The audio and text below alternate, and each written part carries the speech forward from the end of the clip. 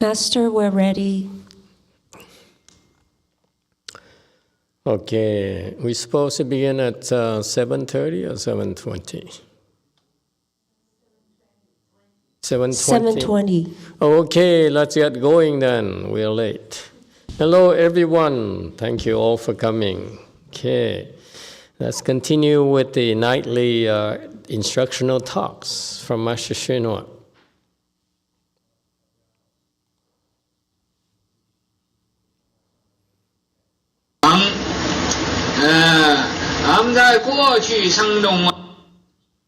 Hold on.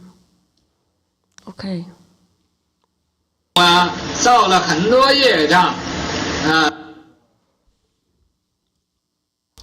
We should reflect that we must have created many karmic obstacles in our past lives.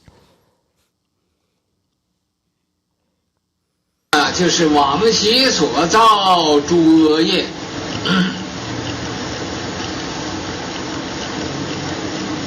往昔就是以前所造出来的种种的恶业。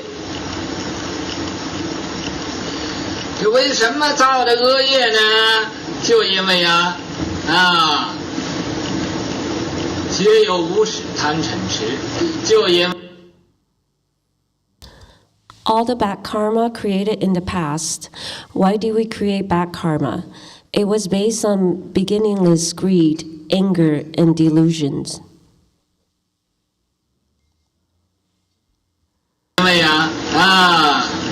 这个无始劫以来的贪心、嗔心、痴心所造的罪业。We committed offenses since aeons without beginning, based on thoughts of greed, anger, and delusion.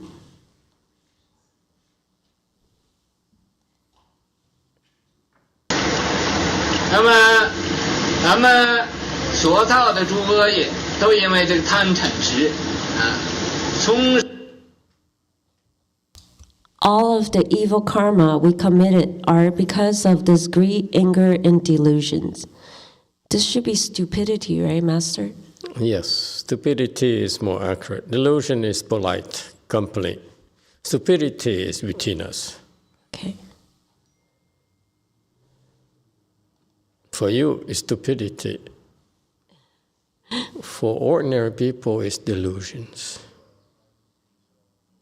身生出来的，从口生出来的，从意念生出来的，这叫身口意三业Born from the body, born from the mouth, and born from the mind. These offenses are called the three karmas of body, mouth, and mind.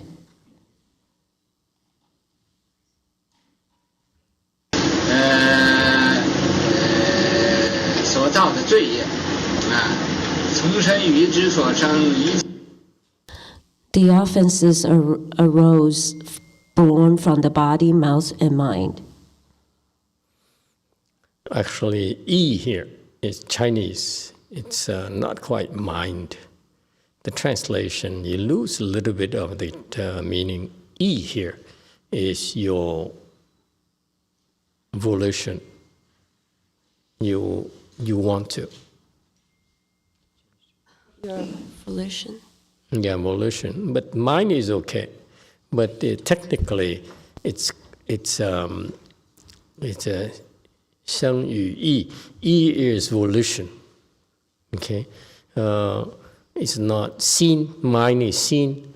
Yi here is volition. So, what it means is that the karmas, your mind karmas, are created by your willingly do so, you wanting to do so. You understand the difference? It's not like you thought of something, and the thought something is the seriousness of the matter is that you will it, you want it to happen. That's called an offense.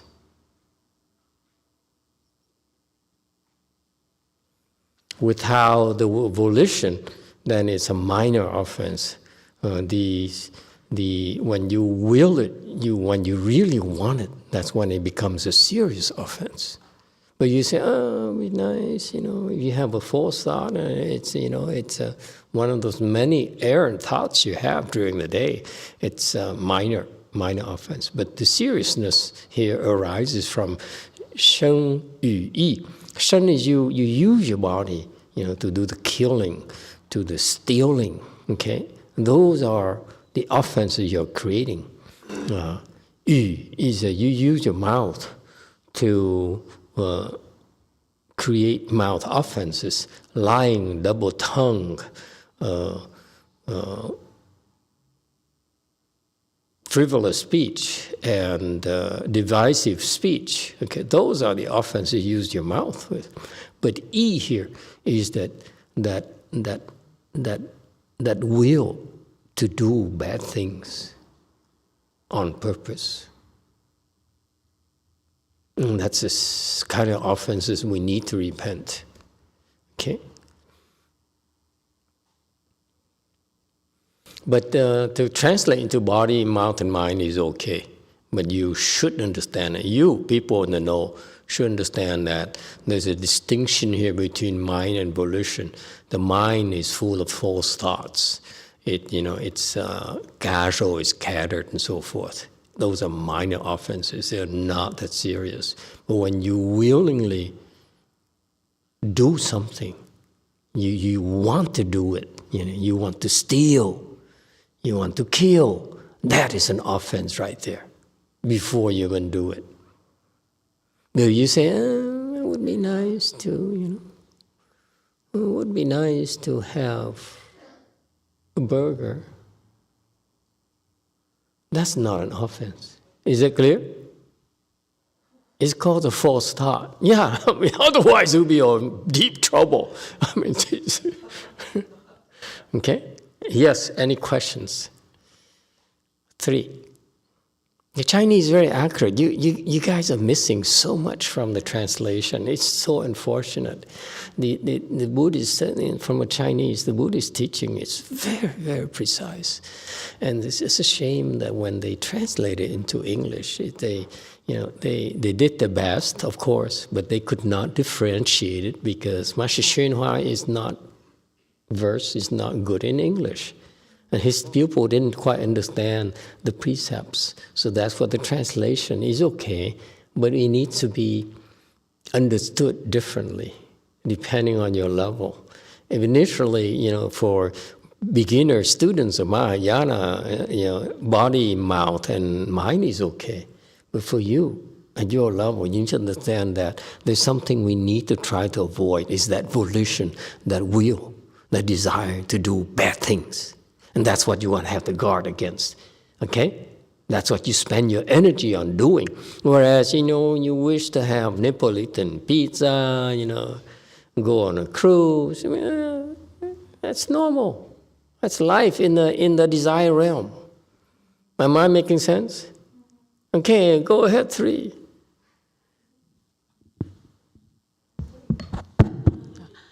A-di-đà Phật, thưa Thầy. Is it even if you don't act on that, it's still considered it's a karma too? Yes. Even if you just think about it? The karma, that when you will to do it, even when you think about it, it's a mind karma already. But what you need to guard against, okay? The mind karma is okay. To me, it's okay. Otherwise,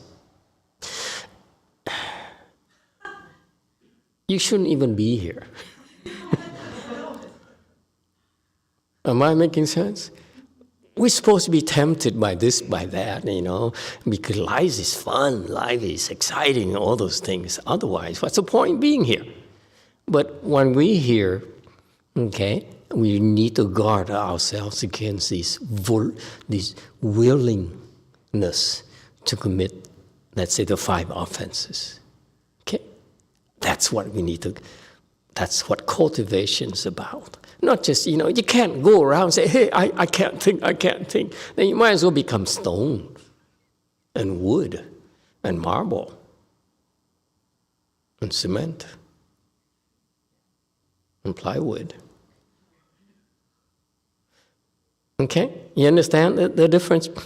If you don't explain it that way, I used to be so high-strung. I can't commit offenses. What the hey? I mean,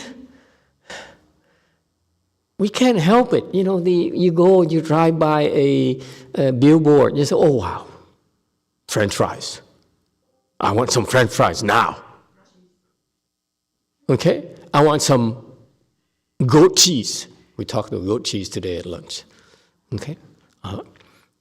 One of my disciples is in the mountain areas of Vietnam. My family is in Vietnam, so I thought we go back there, open a temple, and that area has lots of goats. So we make some goat cheese at the temple. What else are we going to do in the mountains? I can't think of anything else. Okay, so anyway, so it used to be so high-strung because, oh my God, I can't think this, that. But your mind reacts to external stimuli, okay? Because someone walks by and the way he's dressed tells you, look at me, look at me, look at me. And you say, no, I'm not looking at you, not looking at you, not looking at you. I mean, you might as well be dead. Right? Because he walks funny. You know, how can you pretend to be blind? You know, no matter how hard you work, how hard you cultivate, someone will always be able to come up with something to titillate you and tickle you pink, okay? And that's normal. That's my attitude. But, those 5 precepts, the 10 precepts, 250 precepts, all the precepts that you learn, you've been taught. That's what you guard yourself against. The willingness to commit those offenses. Is that clear? Otherwise, and you might as well be dead. We're here to deal with those, those distractions. Yes, sir. Number 7. Thank you, Master. I'm so glad you just said that, because today when we were reciting the Buddha's name, there were like some thoughts coming, some arising thoughts in my mind, and I was like, will I be getting like punished for these thoughts? Or because I inside of me I was like, no, but why am I thinking about those things? Well, thank you, Master, for clarifying the willingness to do it. Yeah, I know what you mean.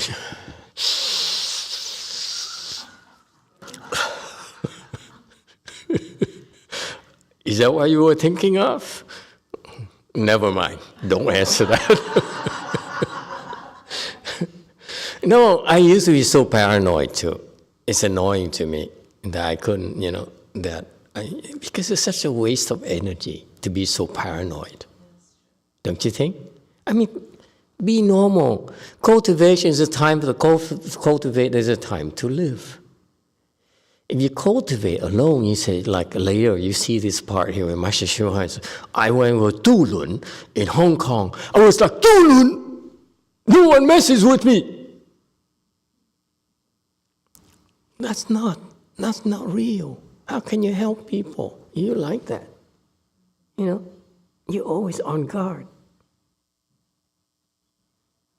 Then people cannot approach you. You understand? We're not like that. Our cultivation is not like that. If you're like this, you might as well be in the mountain, in the valleys. Right? Because then that's where you're free from all the external distractions. And you can inhale all you want. No one's going to know. Okay? But, so that's what it's about. And anyone else? Yes, too. Thank you, Master.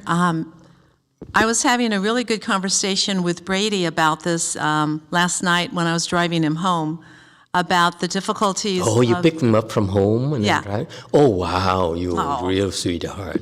Oh, my God. Little things like that, you'll be good for him. I know, Seriously. and look at me. Where am I now? Yeah. Right? I said, sorry, Brady. But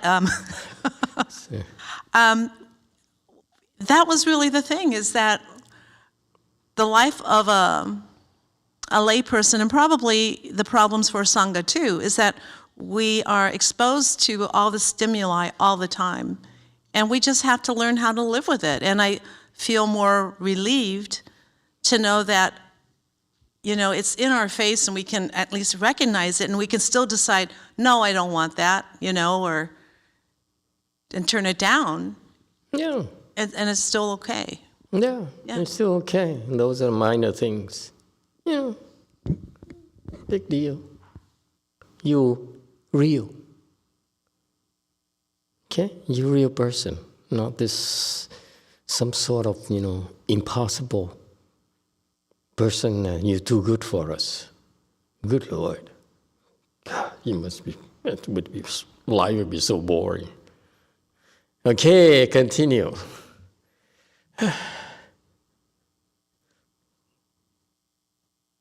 一切我今皆忏悔，所有的这罪业都要忏悔。所以说，忏悔三业罪。 I now repent all of them all. We must repent all karmic offenses, so it is said to repent 3 types of karmic offenses. 忏悔啊，这个身所造的业，口所造的业，意所造的业。 Repent the karmic offenses created by the body, the karmic offenses created by the mouth, and the karmic offenses created by the volition. Mine is again, don't need to change the volition. That's just so I want to teach you from our perspective. So my emphasis is volition. I don't care if you have errant thoughts. It's up to you. Okay? Live a little. Okay, before you go to the Pure Land. Come on. Then you go to Pure Land, you ask for all kinds of things. So I'm this type of Buddha. You know, I'd like to have some sushi today. Could I? or some caviar and champagne, non-alcoholic champagne. Yeah, this is our quarters, BLI quarters. We'd be so loud in the Pure Land. You realize we went to Korea and we were so loud, we're the loudest in the midst of downtown Seoul, right? And Soju is a culprit. Hey, America, Mahayana.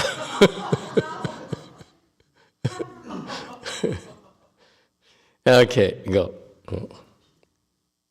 那么，这个三业清净了，就会呀，善根就会增长。No. This is a misnomer that creates false understanding.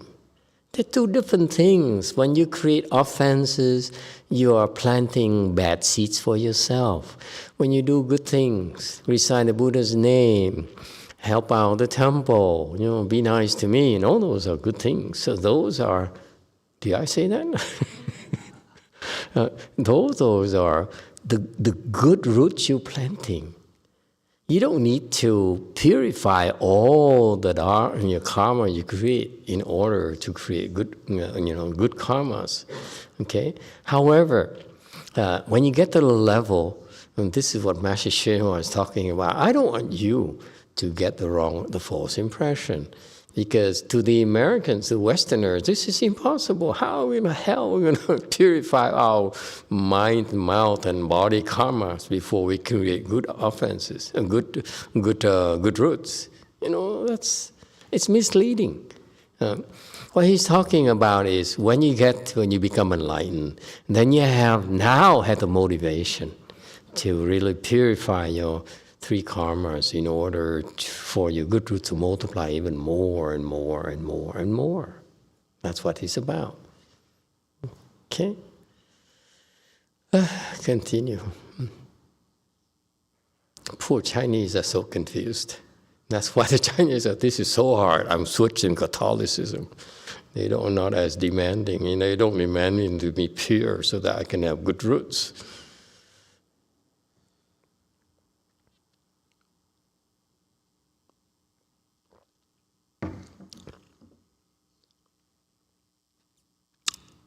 continuer.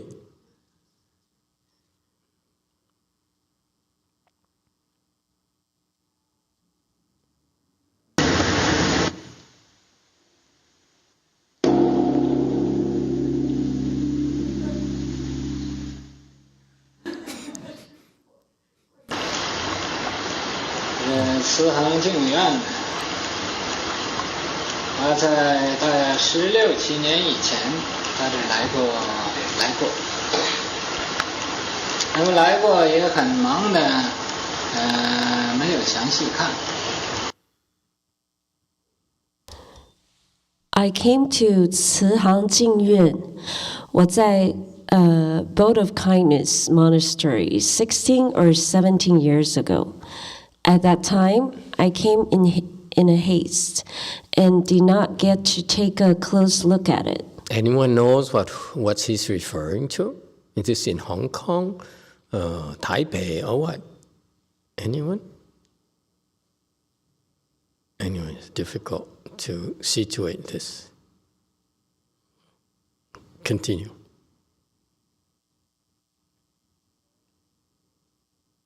连这个大殿呢都没有进去。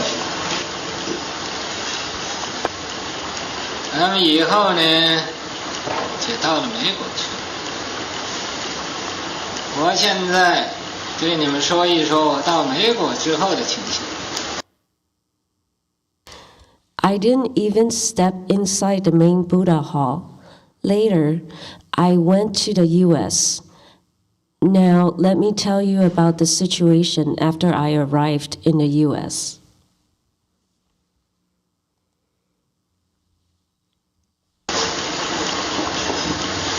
最初到美国，因为在香港这儿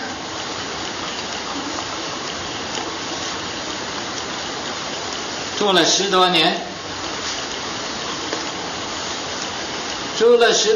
呢，这个我的名字叫渡轮，这个渡轮呢，就像鬼那么厉害。When I first arrived in the US, because I lived in Hong Kong for over 10 years and used the name Dulun, Dulun was as fierce as a ghost.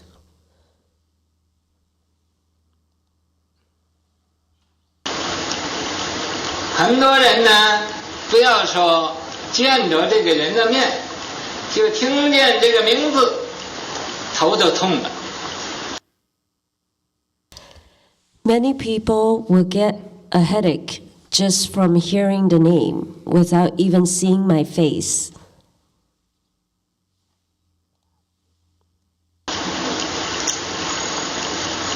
所以，我到了美国之后，就不用这个渡轮的名字了。So after I arrived in the US, I stopped using the name Dulun. You see, what he said is true. His kung fu at the time was so strong that he was constantly in samadhi. That's why he's very fierce. Even the name is created that kind of responses from the people who heard, or even saw him. It's not surprising at all.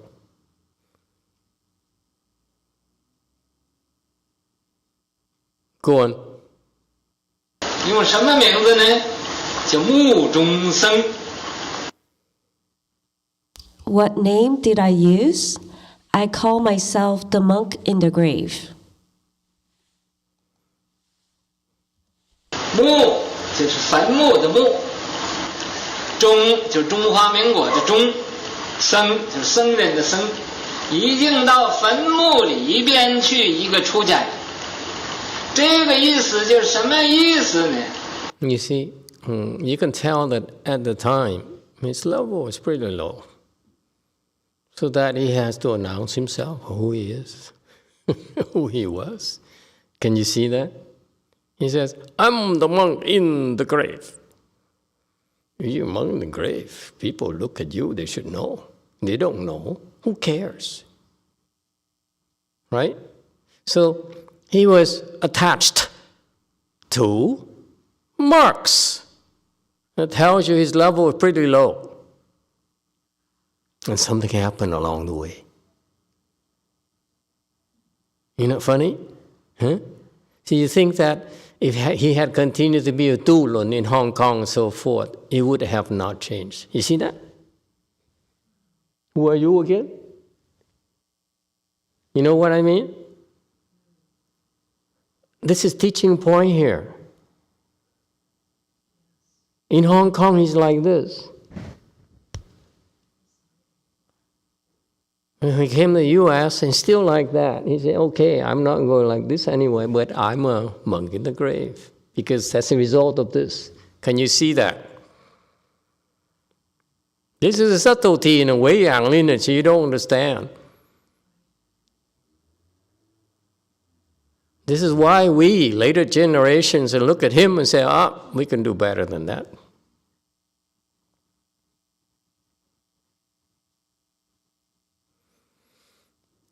YouTube, go ahead.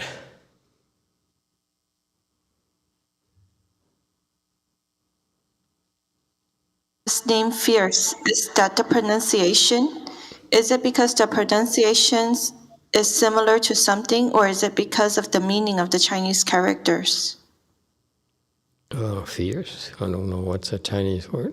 Mu Chung San, Tulun.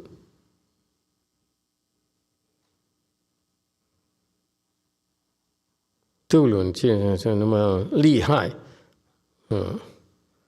厉害 is scary, yeah. Okay, so what's the question again? Why is this name fierce? Is that the pronunciation? Is it because the pronunciation is similar to something, or is it because of the meaning of the Chinese characters? No. It has nothing to do with the meaning of the name Tulun. It refers to the fact that he was constantly in samadhi, so he was always, his guards are always up, okay? So because of that level of concentration in samadhi, he's scary to a lot of people. It's too strong for a lot of people. For example, children will look at him, they'll be scared of him. They would not want to go near him. It's a fact. Okay? Children do not like that kind of energy. Children are drawn to nurturing energy, not scaring energy. Okay, this energy here, you will not. This is you can notice at the temple. You see who children go to, you know, and there's certain time people say, "I'm cultivating," and they turn. Our kids will stay away from such people, and go around to people who are relaxed and and kind and so forth. So it has nothing to do with the name. It has to do with the fact that he was pretty strung up. He was pretty constantly in samadhi. And that is a drawback when you practice Mahayana. You like this. You're always, on guard, where that you control your volition, you control your mouth and your body karmas. Okay, you're fine. Okay, you're not going to create offenses, but you cannot connect with people. There's a wall between you and others. Okay, this is what low-level bodhisattvas do. Is it clear? It's okay for him, to do that, and that's his evolution. And he was fine in Hong Kong. And he was fine in Australia and so forth. He was fine doing those things. And then he remembered his vow, his assignment, his contract is go to the United States and propagate the Dharma. And you do like this, it's not going to work. He found out that all the time in Hong Kong, Australia, no one could approach him. Remember, he failed miserably in Australia for a year. In Hong Kong, it said take 10 years, but what could he do? Not much. Okay, because he's always like this. So he went to the United States and said, hey, I better change. Okay, and that's the beginning of his ascent. Okay, and before that, No, it wasn't that important. He wasn't that important. Okay?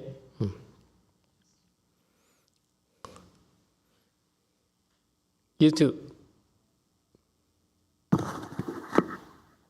This is from WMT Daniel. After he changed his name, why do people no longer have headaches?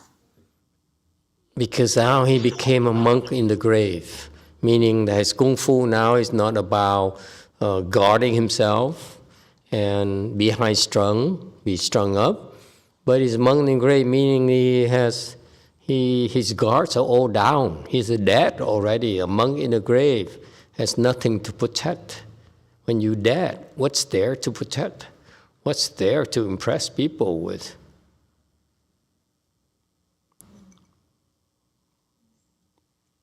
However, it's not something you can understand, Daniel. But for us Buddhists, it's true that he's better, but he still has this problem called attached to names.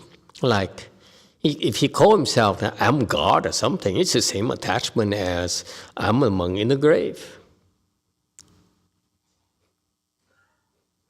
You know what I mean?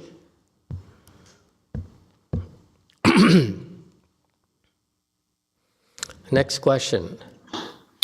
This is from Rinpoche and An. Master, you said that the Buddha was always in samadhi. Does it mean that he used to feel scary to some people, or is it because it's a different type of samadhi? It's different kind of samadhi, honey. And the Buddha samadhi is Buddha samadhi. It's to do the Buddha's work.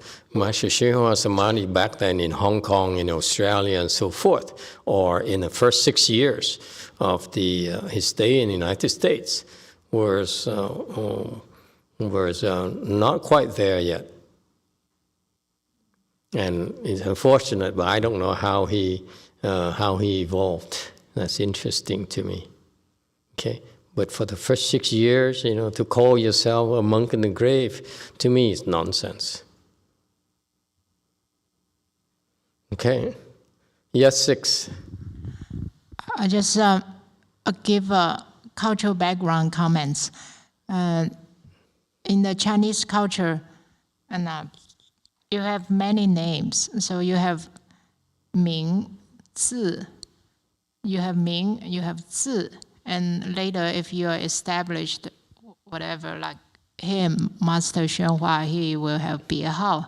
So it's very common for every 5 or 10 years, they will come up with some kind of new name for themselves. It's been 25 years for me. I better, I'm behind schedule. Help me come up with a couple of names at least. Because you are not Chinese. You are American. Oh yeah, that's right.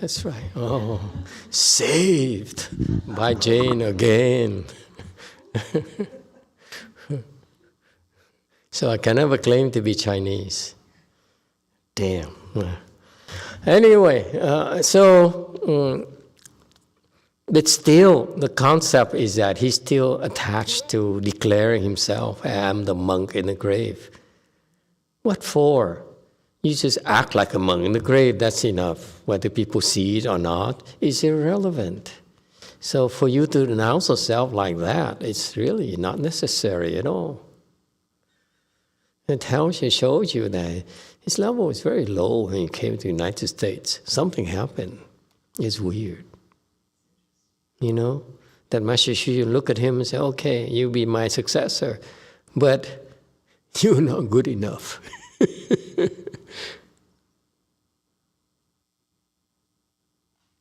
Yeah? Continue.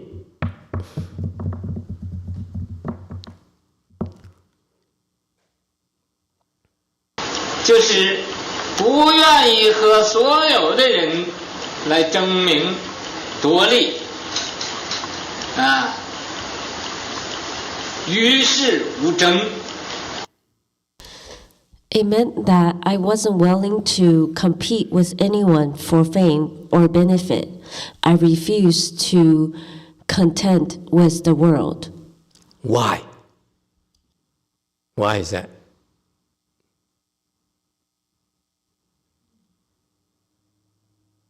Why wasn't he willing to contend with the world?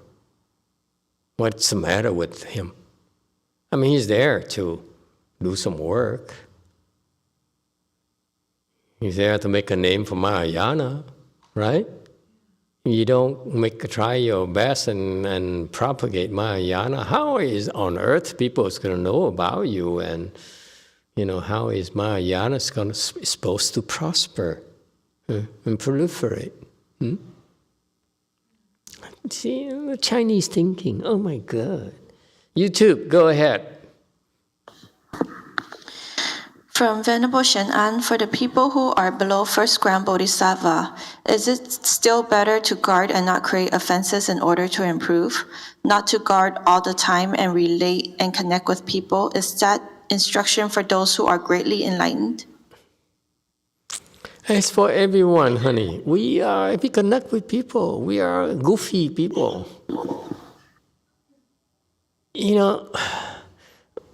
I chose to be a city monk, a city boy, I call myself. Attach the names again. Okay, city boy. Okay, because we're here. We choose to be here. We're not in the mountains. We're not in the valley. We're not isolated from people. We don't stay behind the four walls. I allow you to go outside and bring back all kinds of garbage. Okay. In Vietnam, it's called tha rác. In Vietnamese, it's called you bring all the trash back to the temple. It's not bad enough that people come to our temple and dump their greed, anger, stupidity with us. I allow my people to go out and teach and bring back more greed, anger, and stupidity. Okay? Invite more people. So that's what we do. Okay? Don't worry about it. The difference is that our training is slightly different. Master Shinhua allowed some people to go out, like, those bowing monks, like some of the monks and nuns and so forth. But he's pretty restricted.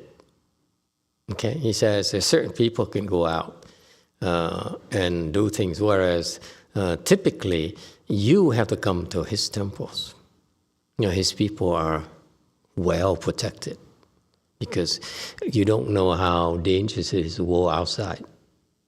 You walk outside here, okay? You're exposed to all sorts of obstructions. When you come here in the compound, you're protected. It's a very strong protection. You walk outside, and you don't know what's going to happen. So, for example, for us to allow people to go outside, for me to drive around, it's very dangerous. Extremely dangerous, let me assure you. A lot more than you imagine, because we traverse. See, especially I drive up and down here, I traverse territories.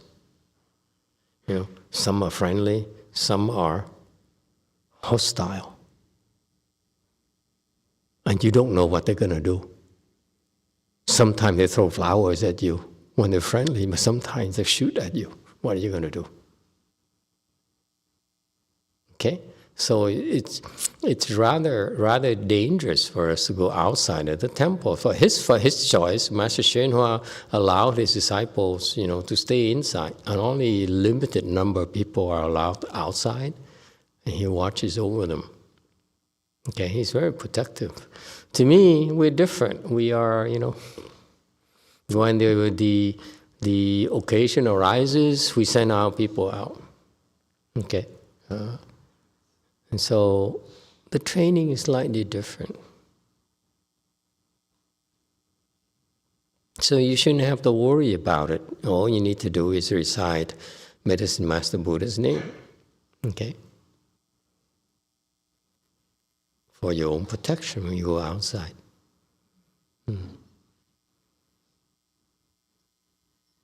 Okay, so going back to the question, why?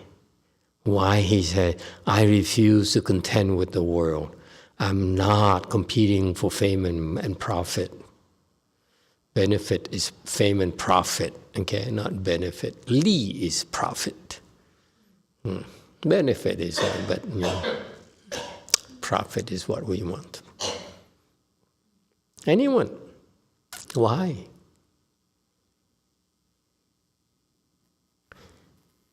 And he made an announcement. I'm a monk in the grave. I'm not competing with you. I'm dead already. Yes, too. Master, could it be that he just wasn't ready? He wasn't ready. Okay, that's possible because he's still attached to names, labels. Yes. Anyone else? Big city boy, I don't know. Yeah, go ahead, 2. Because he's not seeking. He's not seeking, okay. He's not fighting, he's not seeking. Yeah, he's true to his principles. Yes, 7. Because maybe he realized that is the way to go forward. That's a way to go forward. And keep growing spiritually. But how he's gonna teach people if they don't know about him? Wei Mao. You see, this is a simple question that all monks and nuns ask themselves. If I don't build big temples, how am I going to save a lot of people? If I don't advertise myself, I don't go on TV and radio shows like CNN and so forth, how will people know about me? Okay? When Master Shua says, I'm staying put in my tomb. Why? Wei Mao, go ahead. Master, is it because his student is not ready yet, so this time he's going to retreat and focus on his cultivation? His students are not ready. What do you mean he's not students ready? He has no students. He continues to contend with the world and make himself known. He will continue to have no students. Wei Mao.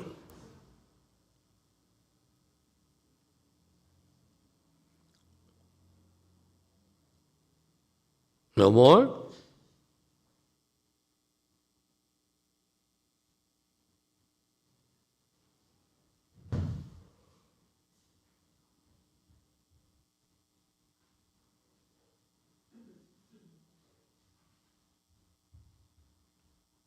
Five. Thank you, Master. I'm thinking maybe he is ready, but he's waiting for his disciple to be ready, which is the vehicle that will help him expand the Mahayana in the United States. That's true. Yeah, he's waiting. Okay, so no point in trying to fight when they are not ready yet. Okay, even if he's teaching, there's no one to teach. It's true. Yes. Someone in the back. Thank you, Master. Is it because he's no longer trying to climb on conditions? Instead, he's according with conditions and will allow things to happen as they're supposed to, not trying to force it. Right. You see, this is what separates wisdom from ordinary people's thinking. The ordinary people's thinking is that I need to promote myself. I need to make myself known.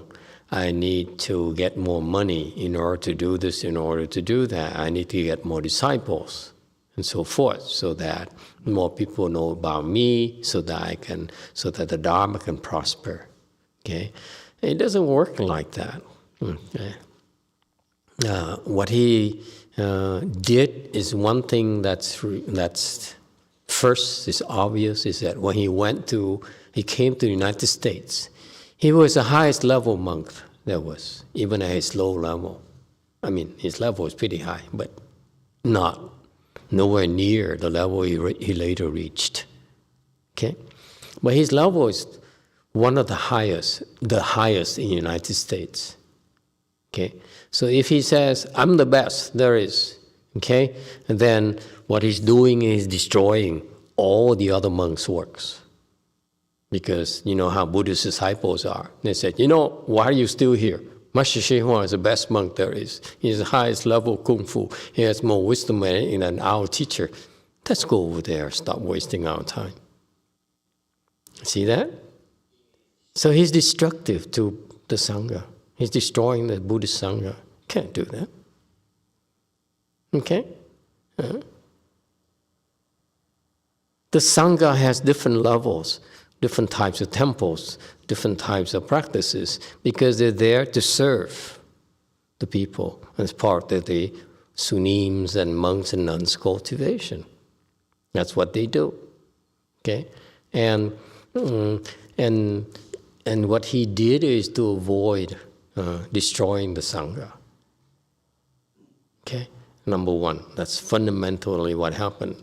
And number two is that even if he tried to teach, the sad thing about it is that if you don't have the blessings, you will not listen. You will not believe him. And that's another very important reason.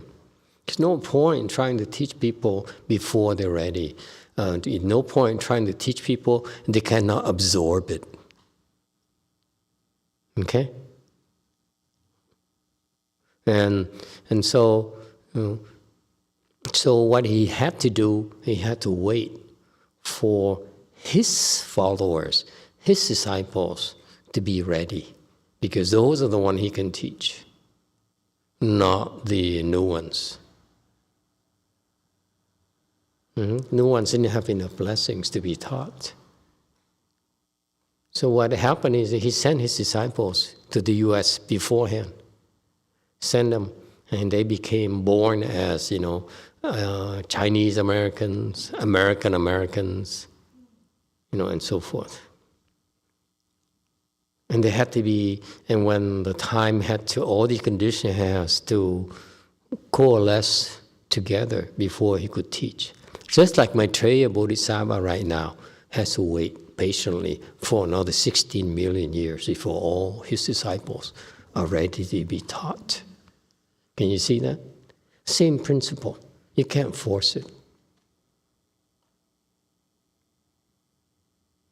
All right, continue.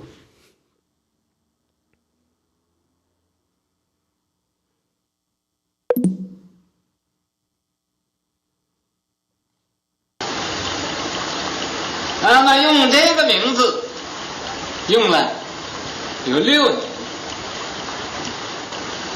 那么在大学里头常常请我去讲演，在大学里头他问我叫什么名字，也 I used this name for 6 years. Many universities invited me to lecture, and when they asked my name, 也是这个目中僧。那么这是我到美国前6年的这个情形。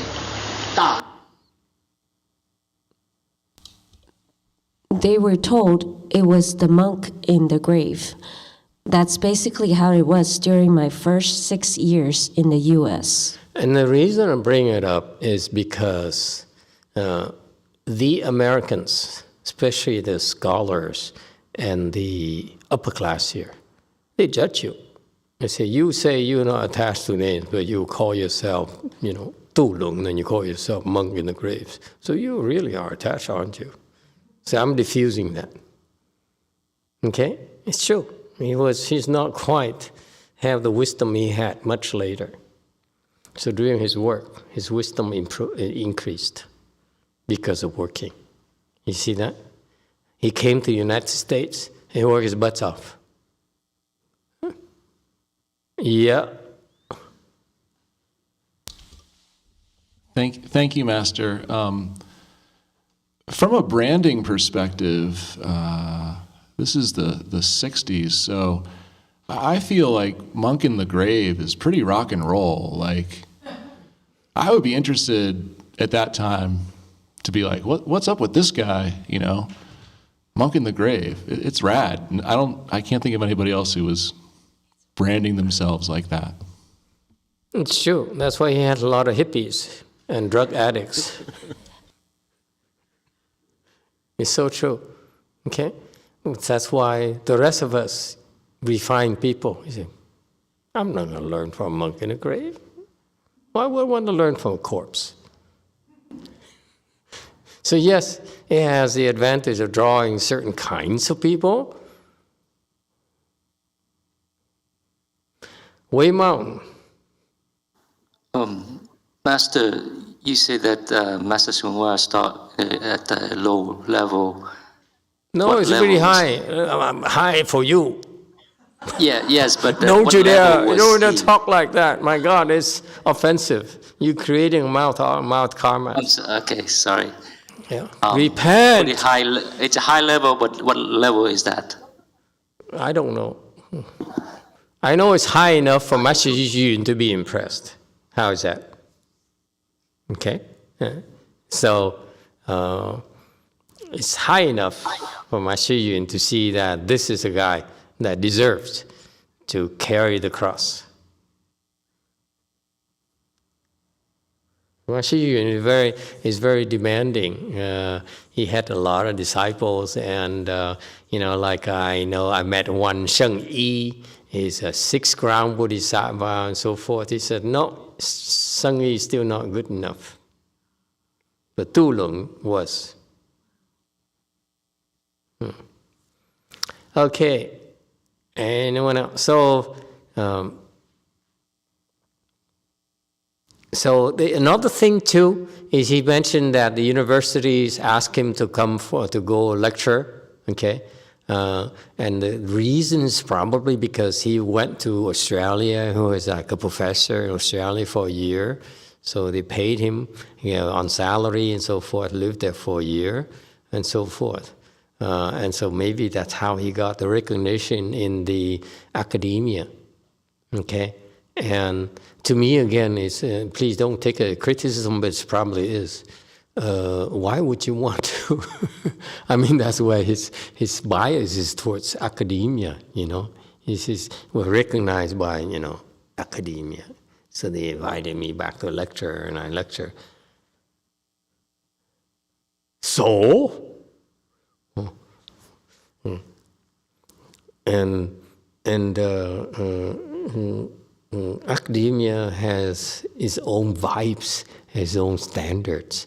They're not going to say, I'm not going to say they're going to be impressed by a monk in the grave. Okay? Am I wrong? The academia and the scholars are very pedantic. You need to impress them. Yes? You don't show your intellectual prowess, they're not going to be impressed. They're not going to be impressed by virtues. Okay? So he's still feeling out what to do. But that's part of the fun of this process. You see how he matured and became a better teacher as he went along. Okay? Yeah. Continue.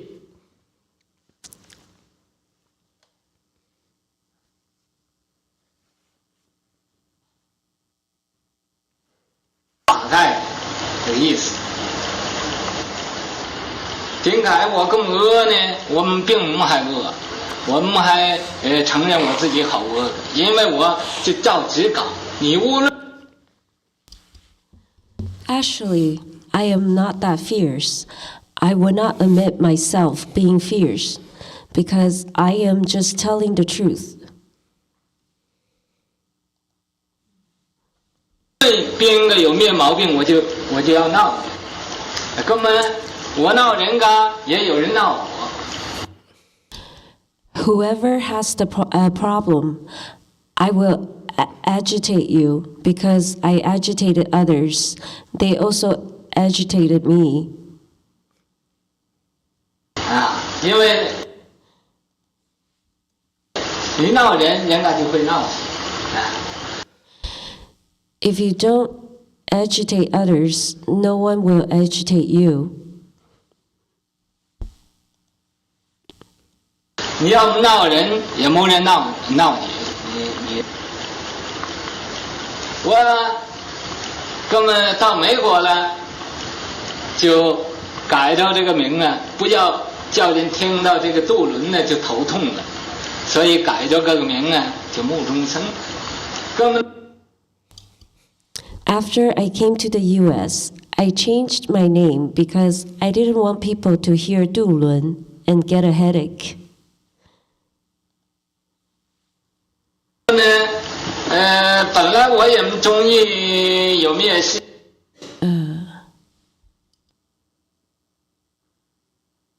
Yeah, next one. So I changed my name to the monk in the grave. Next. 事情啊，咒啊，就这么在坟墓里头啊，这么一错，这很好的。Since I didn't have anything to do, I sat in a grave and it was fine.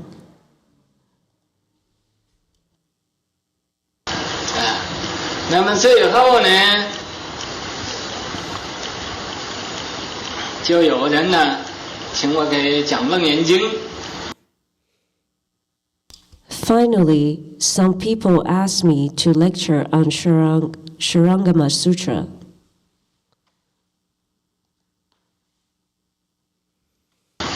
暑假班来了，这外国人来了30多人，30多人都还个的读大好的个的好生。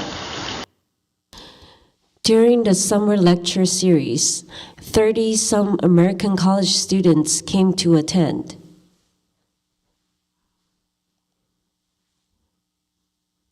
有的还读 master， 有的读doctor， 就读学士，读博士。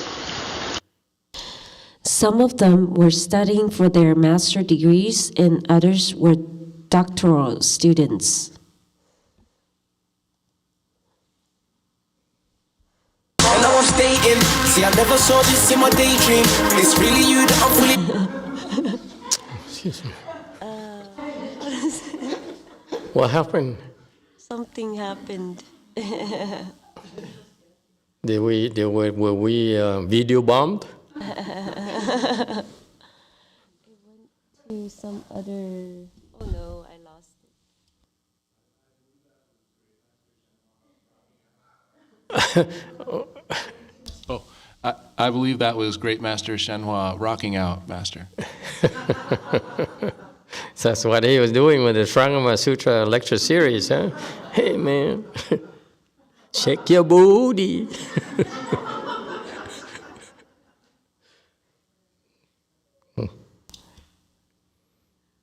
Yeah, it's the MP3 player that I'm using. Please give me some time to find my way back. Okay, so Master Shenhua was, we don't have all the details, but apparently Master Shenhua had people coming and the students came and asked him questions, probably from the exposure to the university classes. So that's how some of the university students got to know him. And they requested him to, they told each other and said, let's, in the summertime, when there's no classes at the universities, let's go to study Buddhism from Master Shenhua. So that's how a lot of these people got started. And many of them were, I think most of them left. But they were the early disciples who paved the way for him to build a Sangha. Because up until then, he was basically a loner, one-man army. And so, yes, so in a way that his frequenting academia had some good reasons, some good results, but also it has some drawbacks. I feel that they couldn't get very far, could they? All those people. Maybe it's because the seeds he planted were not good enough. Yes, 8. Thank you, Master. Is there a way you could disguise or put away your samadhi power when you're in a high level so you could communicate with the low level people? Of course. How did it? Is there a switch, like a switch button? They could just hide it, or how was just there? I think so. I imagine that's possible. Okay, but it's because they have the skills to do so. Master YongHua at that up until then, he was just like he didn't have that skill, so that's why he said, "I'm me. What you see, what you get." Whereas later, he sat for 6 years meditating in San Francisco in the basement. He says, "What am I going to do with my life? If I continue as before, it's going to work with the Americans." Okay, it turns out that a lot of monks and nuns do that, meaning they use their samadhi power to impress the disciples. And the disciples go to the temple, and they're impressed by the power, the samadhi of the monk, and that's how they become more respectful and made more donations, if you will. Especially, it's true, I'm told, in Korea. Am I correct, Sarjo? Chung-in? Won-tek? Huh? Isn't that true in Korea? That sunims are taught to try to impress people? Yeah? Nee? Chung-in? Yes or no?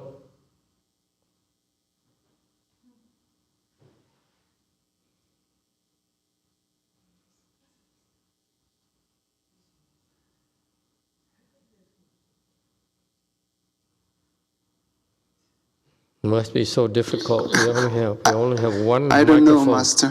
You don't know? No one taught you anything in Korea? One-tek sunim, is that what they train you?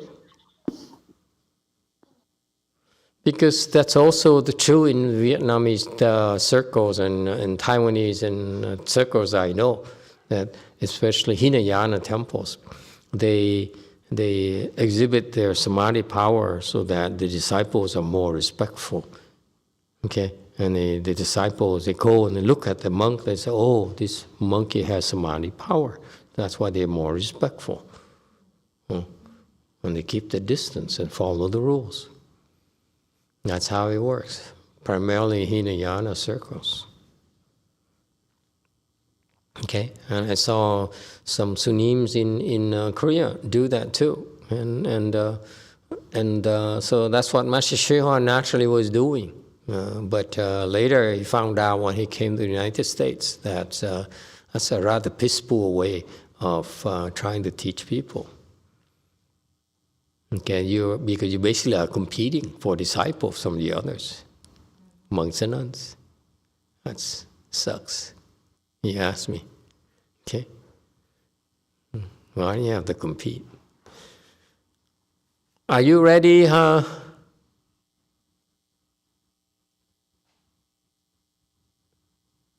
You still looking at the music videos? There's a lecture here I need to get back to. And so I think I met one of the early disciples of Master YongHua who came to request the lecture from Shurangama Sutra. And he's a Jewish person, and he converted to Buddhism, and he's still around. Yeah. But the level is not high enough for me. I look at a person like that, and I said, for all these years you learned from the greatest, you drew near the greatest teacher I could find on this earth. And this is you still at this level? My God, what did you learn? Go ahead.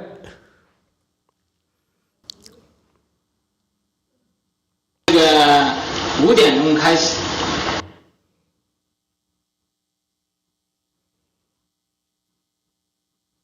有的还读 master， 有的读doctor， 就读学士，读博士。然后呢，听这个楞严经96天。They all came to listen to the Shurangama Sutra lecture series during the 96 days of the session. Okay, YouTube question. From Alex, Master, thank you for sharing your awesome Bodhi light. Master YongHua spent a lot of his cultivation in charnel grounds and even put it in his name. Should we be meditating on death? Oh yeah, meditate on that, especially my wisdom light. It's hot stuff.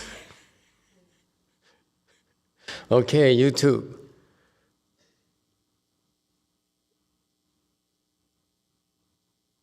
That's it?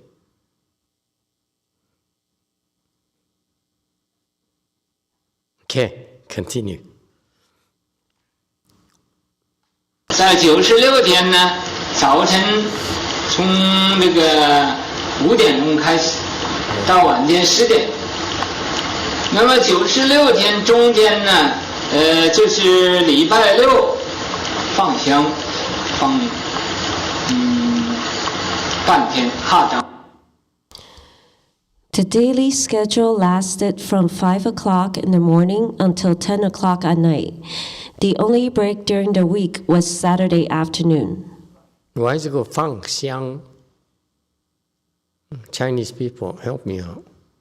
Why is this convention 放香?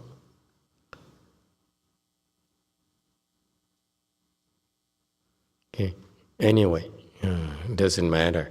So they work hard every single day, and they have 1/2 day, I imagine, that they have a break to do laundry, whatever, okay, to catch up with their personal chores or clean up their whatever. Continue. 放香。那么平日呢，就5分钟的休息时间有，都还讲经。我最初讲楞严经，一天讲1次。Otherwise, there was not even 5 minutes of rest as the sutra was being lectured. In the beginning, I lectured once a day. 那么讲的有10几天，我搞得这个楞严经在96天讲得圆。讲得圆呢，那么就每天讲2次。After 10 or so days, I felt that I would not be able to finish lecturing the Shurangama Sutra at this rate, so I began to giving 2 lectures a day.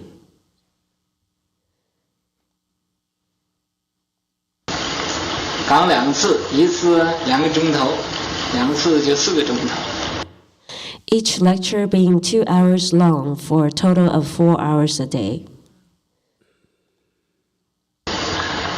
那么又过了10几天，搞得这个楞严经好长的，总还讲不圆。After another 10 or so days, I felt that the Shurangama Sutra was still too long and I would not be able to finish. 那么以后就一天讲3次，3次，等到最后的1个月，搞得还讲不圆。So I started lecturing 3 times a day. During the final month, I still felt I couldn't finish. 就讲4次，我一个人讲，一天讲4次经。So I gave 4 lectures a day. I myself gave 4 lectures each day. 这可以说是从古以来恐怕没有宾果法师讲经一天讲4次的。Throughout all of history, probably no Dharma master has ever lectured on the sutra 4 times in a single day. And not only that, all these 30 people who were there at the temple, they got it for free. They didn't have to pay rent, didn't have to pay for food, didn't have to pay for anything. So that was remarkable.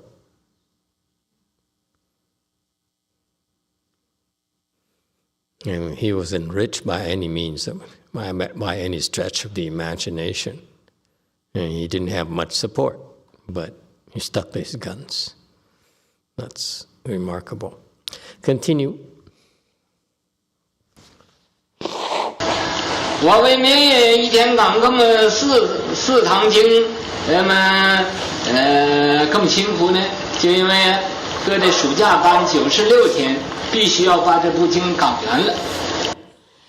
The reason I worked so hard giving 4 lectures a day was that I had to finish lecturing the Shurangama Sutra in the 96 days of the summer session. 讲完这部经啊，各地豪生都去去读书去了，所以啊，最后一天讲4次，那么在96天把这一部《楞严经》讲完了。 After the session was over and the sutra had been completely lectured, 那么讲完《楞严经》，各地人就都们起来了啊，在佛告讲堂啊，就住个的。本来在西雅图来的这个人，在西雅图读书，以后就都转好了，都到三藩市来读书，就终于天天来听讲经。 那么就供养呢，以后就有人出家了，啊，最初有5个。all the students returned to wherever they came from to resume their studies. Continue, yeah. Later, continue. 人出家。 No, 还有3个比 the 喻。 Chinese there already. Oh, yeah, it's already there. Later, some of these students from Seattle took up residence at the Buddhist lecture hall. Originally, they were studying in Seattle, later transferred to study in San Francisco. That way, they were able to listen to the sutra lecture every day and make offerings. Eventually, some of them left the home life to become monastics. In the first group, there were 5 monastics. 2个比丘尼都在台湾呢，受戒，在1969年受戒。 3 bhikkhus and 2 bhikkhunis in 1969. They all went to Taiwan to receive the precepts.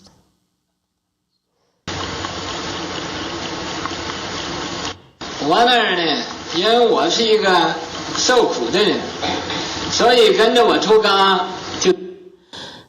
Where I am, because I undergo suffering, those who left the home life with me 都得不到咩好处，都要受苦。 do not gain any advantage. They all have to undergo suffering. 你们这个跟着我出家，不怕苦就可以了。怕苦啊！ If you want to leave the home life with me, you may do so if you're not afraid of suffering. 我就不好跟着我出家。 If you fear suffering, you had better not leave the home life with me. 跟着我出家，第一的，不一定有饭吃。 If you leave the home life with me, first of all, you may not have food to eat. 或者有的时候就没饭吃，或者有的时候就没山找，或者有的时候没屋住。 Or no robes to wear, or no place to live. 那么你要能怕这个，你怕衣食住，不圆满，就不要出家。 If you're afraid of not having enough food, clothing, and shelter, you should not leave the home life. 你要不怕没饭吃，不怕没山找，不怕无助，就可以跟着我出家。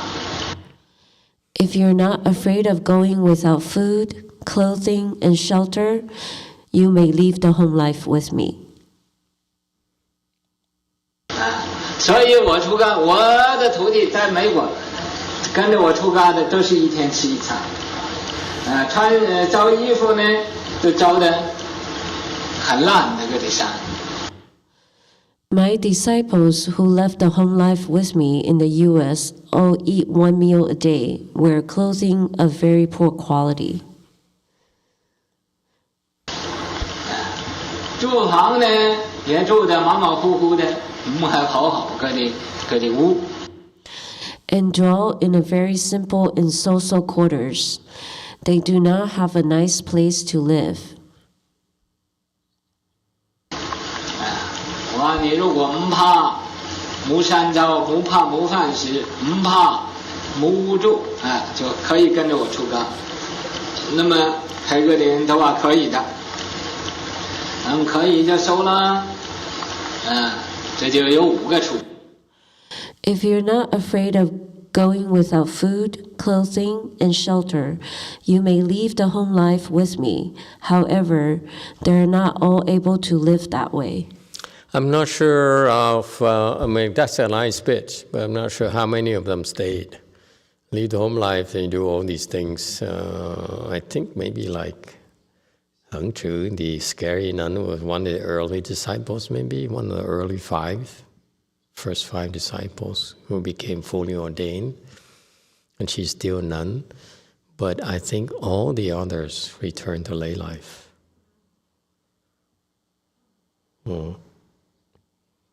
So it's tough.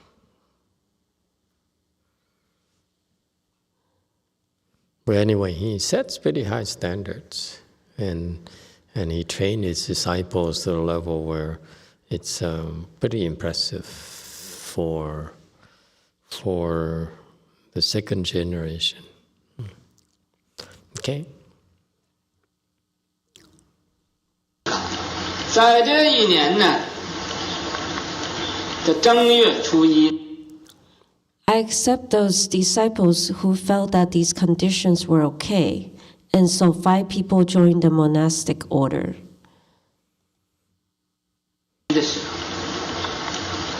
我觉得有都还外国人，大约有30几个来人。 Previously, on New Year's Day of that year, there were 30-some people, Chinese and Westerners, mostly Westerners.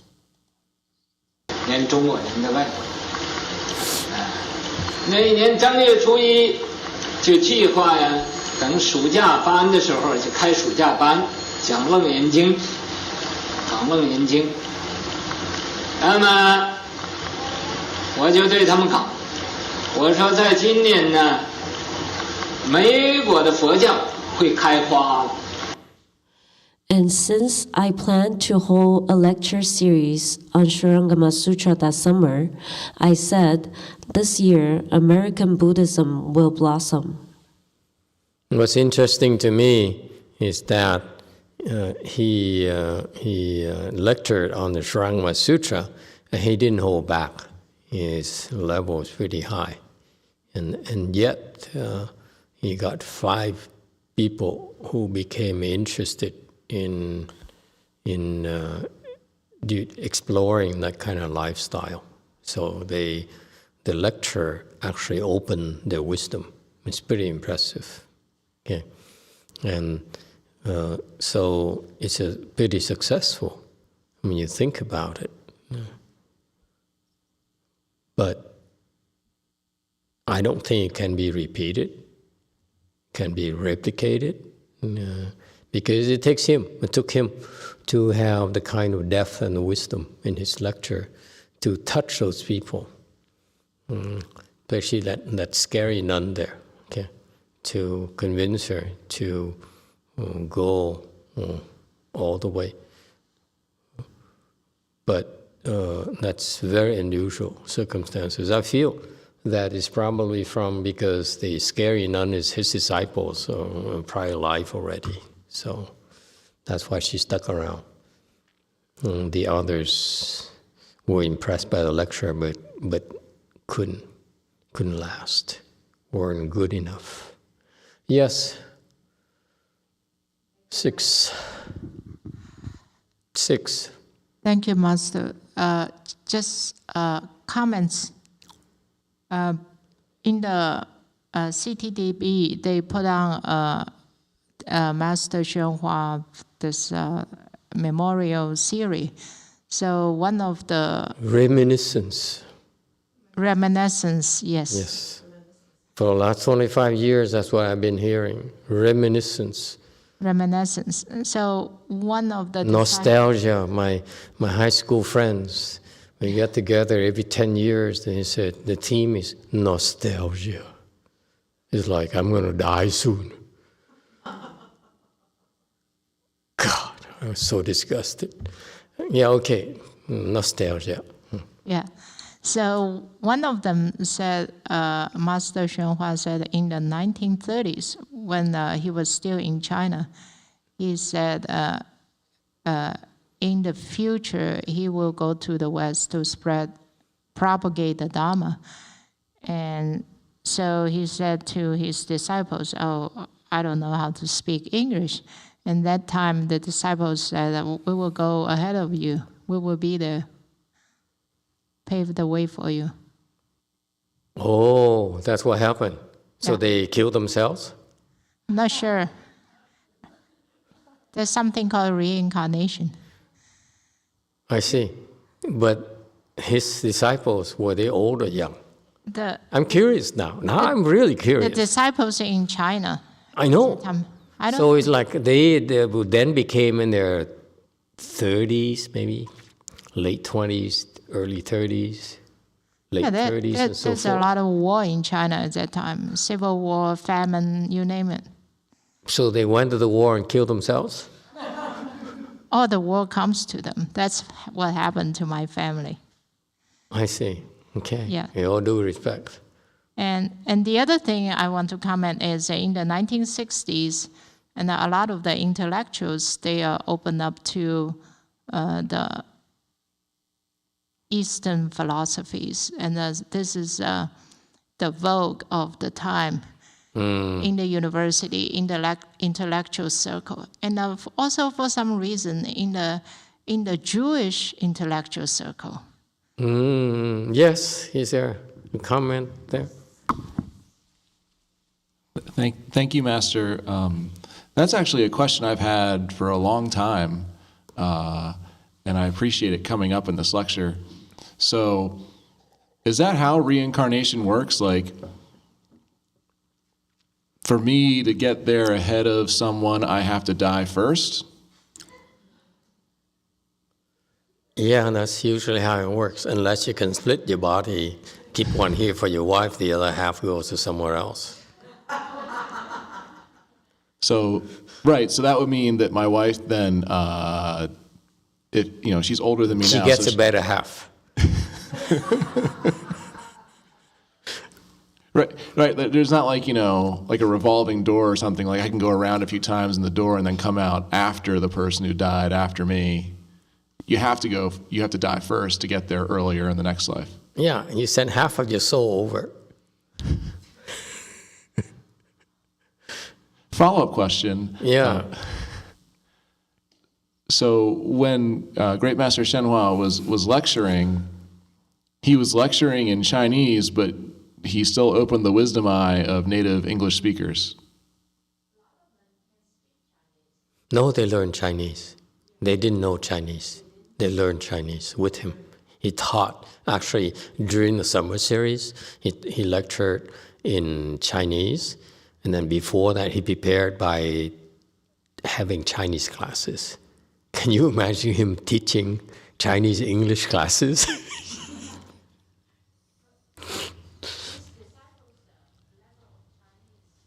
Six. Yeah. And it's remarkable because he hardly spoke English, but then he taught Chinese classes.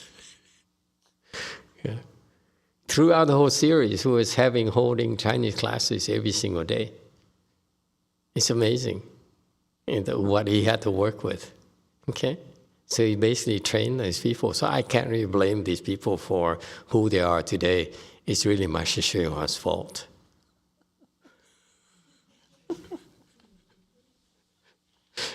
Who they are today. Seriously, that's Gary Nunn. For her to do such important work, the level is not high enough for me. It's like, you wipe your shoes with that level. So he really didn't have a whole lot to work with. Let me assure you. It's with that kind of skill level, it's not a whole lot they can do, honestly. And it shows, at low level in English is fine. High level, yes, too. No. Let's get this gentleman here. He's been patiently waiting. Yes, number 4. He looks happy today. A Di Đà Phật, nãy mình nói chỗ Hòa Thượng ở trong cái San Francisco nói mộ Trung Tăng đó, thì con nghĩ chắc là chưa có tới cái duyên thì Hòa Thượng mới chờ mấy cái người này. Tại vì người tu cỡ Hòa Thượng là người ta biết trước những cái duyên như thế nào.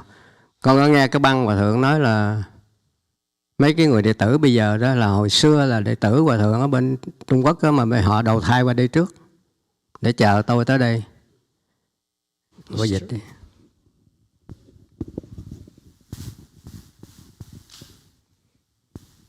Testing, can you hear me? Yeah, we can hear you barely.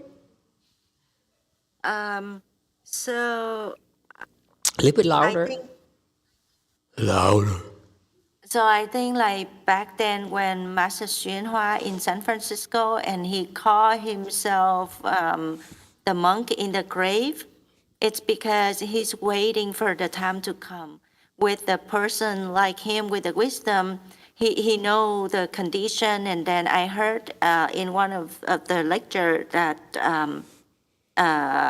his disciple back then was in China, and then they reincarnate into the U.S. and waiting for him. Dạ, trong cái băng khác thì cô Hằng Trì có kể là trong chuyến bay từ New York về San Francisco đó, Hòa Thượng có kêu riêng cô Hằng Trì nói là ta đặt tên cho con hồi 19 tuổi ta ngồi ở mộ của mẹ ta đó, ta đặt tên cho con là bây giờ là Hằng Trì đó.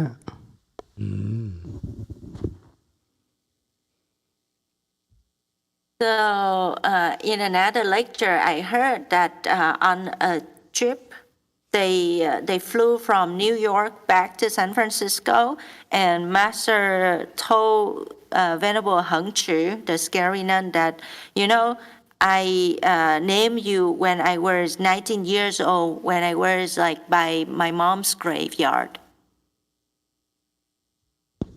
Thành ra bây giờ con mới nhớ lại là Hòa Thượng ưa nhắc cái duyên. Thì những cái người này là coi như một cái ban kịch. Thì có ông bầu những người kịch sĩ rồi là giảng, thì Hòa Thượng chờ đủ duyên mới là ra mặt. Xin hết. So now to me, when I look back, I think like this is kind of like the show that we have the actor, the director, and all kind of other people play different role, and then Master YongHua has to wait until the right time in order to do the work. That is true. That is so true. I hold my comment about that.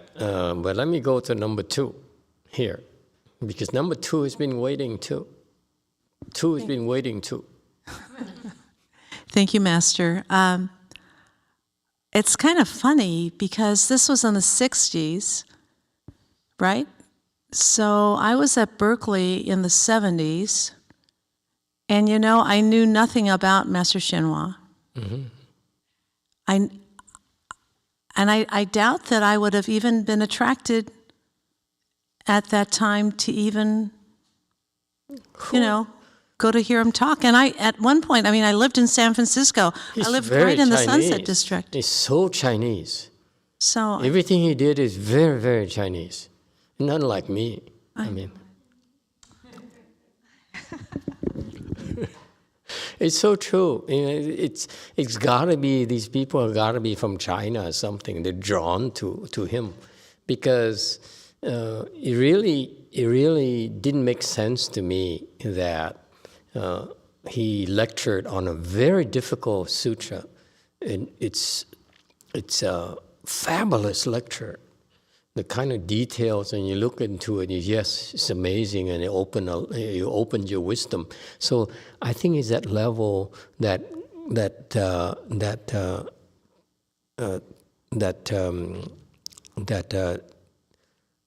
kicked off these seeds in these people, his previous disciples. That's how they mature. The seeds mature through the lecture, if you will. It's fascinating. Okay, it's impressive. But what I wonder about is that, was he that destitute to send such low-level disciples to the U.S.? Seriously? How much can you do? That's my problem. His level is so high. Okay? And therefore, it has a problem. Whatever he lectured, his disciples could not understand at all. It's clear in their translation, it's clear in their Dharma talks, it's clear in their lectures, it's clear in their reminiscence, clear in their everything they talked about. To me, they haven't really understood his Dharma at all. And that's what kills me, is that why such people were given that important task of carrying on when they don't understand the Dharma. What he taught is just incredibly profound. Oh, this woman here, he's find it important to scare people. God, why would we want to scare people? Seriously. I adore her, by the way. Someone has to tell her that, you're scary for the wrong reasons. You don't need to be scary. He should have told her that. Now it's too late, so I have to tell her. I know. Spy number 2 eventually bring it to her and say, Master YongHua, that idiot over there, said, you don't have to be this scary. Yes, 2. Master, it really speaks so highly of great Master Xinhua that he persisted in speaking the Dharma, knowing that sooner or later someone would hear him and understand.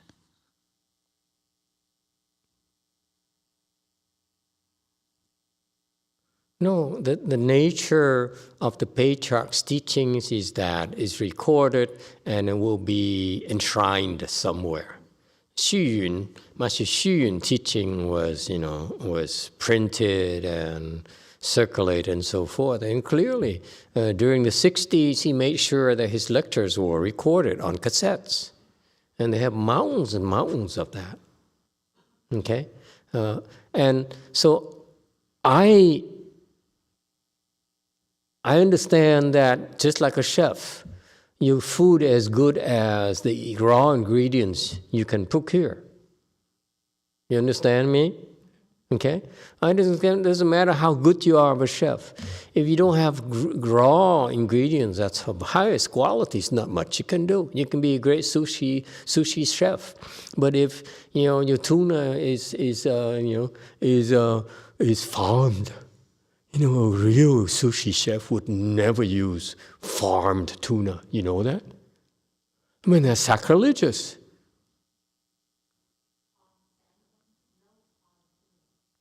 Well, because the tuna is really shrinking, population is shrinking.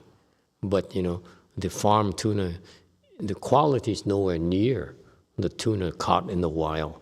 That's why they're willing to pay an arm or a leg for the tuna caught in the wild compared to farm tuna. You're not into sushi, clearly. You look at me like, really? How can you know these things? It's sushi. What's the matter with you?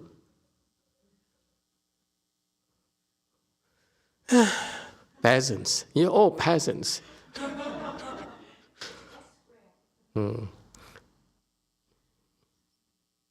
Okay, anyway. Hey, Chang Chang, are you okay? Look at her. He looks so miserable. Everyone's laughing. So, oh, what's so funny?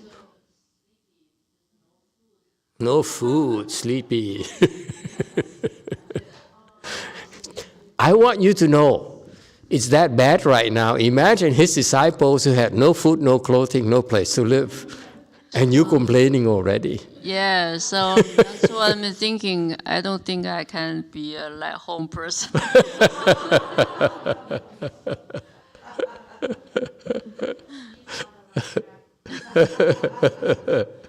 Welcome to suffering. The poor girl I've been cracking jokes for over an hour now, an hour and 30 minutes. And this girl here is the whole time. So miserable. I can't stand it. I mean... No. I try to talk about, me and Jane talk about the Master YongHua,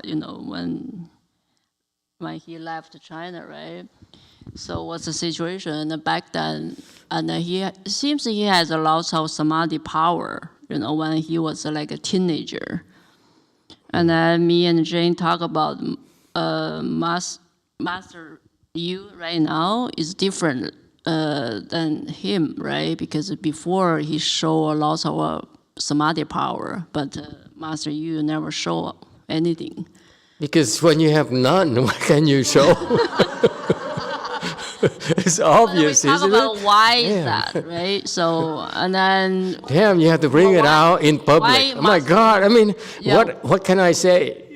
No, but what we think is why Master YongHua show so much samadhi power back then, because nobody recognized him. So that's why he wanted to show up a little bit and then impress people, right? Yeah. So, and then can draw some people. Yeah. That's what we. That's true. That's true. It's difficult to be a pioneer. You need to set the standards. You need to be able to defend it. Yeah. Okay, successfully. Yeah. So it's tough. Yes. Yeah, but I don't know his disciple, especially that nun. She shows her samadhi power, and that's for sure. Yeah, and then I listened some old. Watch the video. Whatever. So, and then Master YongHua talk about Dharma, whatever, and then she just translate instantly, right? It's just so impressive. Yeah, and then she's very good at Chinese. Standards for a woman, she's a superior woman. Yeah. No two ways about it. Okay? She's remarkable. I adore her. I'm scared, but I really like her. Yeah. It's that kind of thing, one side I'm scared, the other side, you are so special.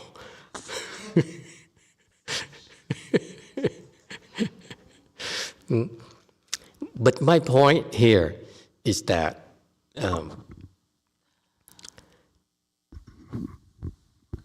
if he had to send a lot of people, let me tell you, he's not lacking in talents. That's what kills me. Okay? A teacher, his level, his skill sets, especially in the circumstances.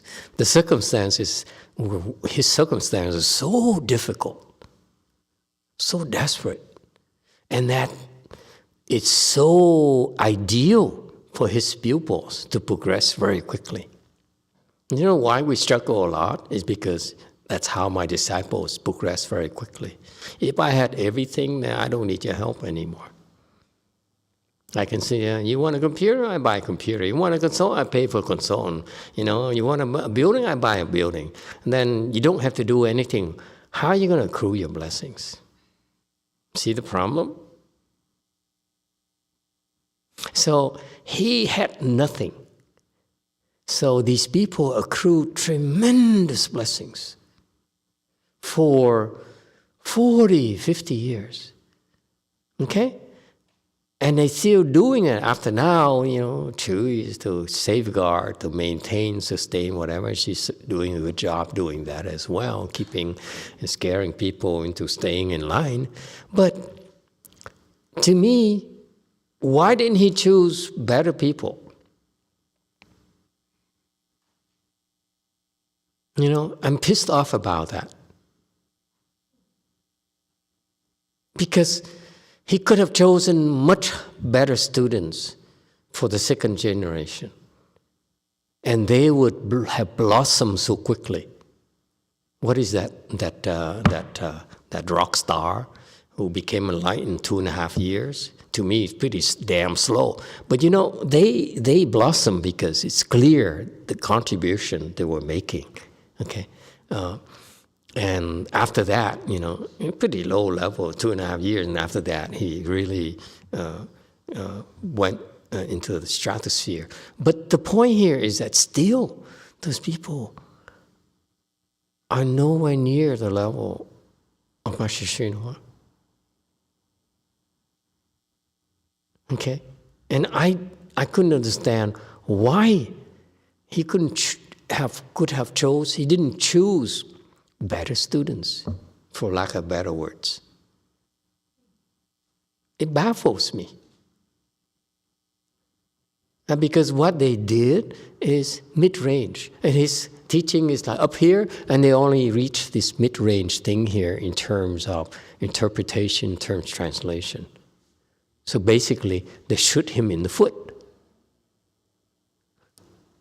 I don't get it. Yes.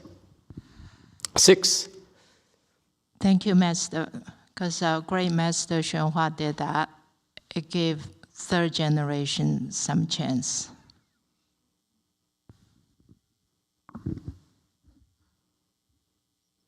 I'm still pissed off. I don't care about your third generation.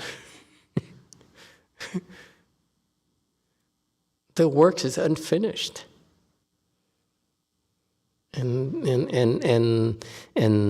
it's decaying. That's what's alarming. It's decaying. They cannot maintain it after he left.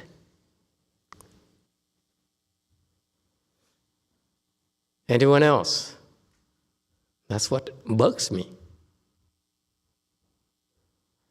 What happens? You're not careful. You destroy the Dharma.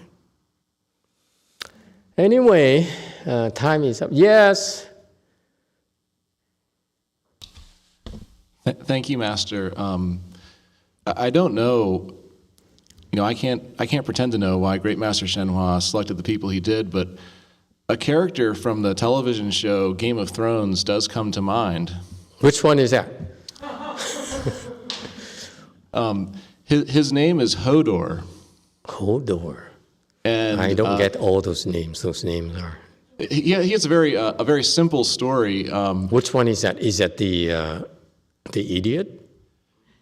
I don't know if that's the preferred nomenclature, but he was simple. Yeah, he's a simple-minded guy, right? And his name was Hodor because when you would talk to him, he would just say, Hodor, Hodor. Oh, I know that guy. and his story was very simple, but he turned out to have a profound role. Yes. Which, because he was simple, he couldn't pronounce his full name, which was Holdor. Yes. And during a particularly dramatic episode, he had to hold a door so that his younger companions could escape. And he sacrificed himself so that they could progress in the story. Mm-hmm. And his story comes to mind because perhaps Great Master YongHua was simply looking to find some Hodors. Some sacrificial lambs, in other words. You have one job. You hold the door. Hodor is my thought. Thank you, Master. Probably, yeah. I'm still pissed.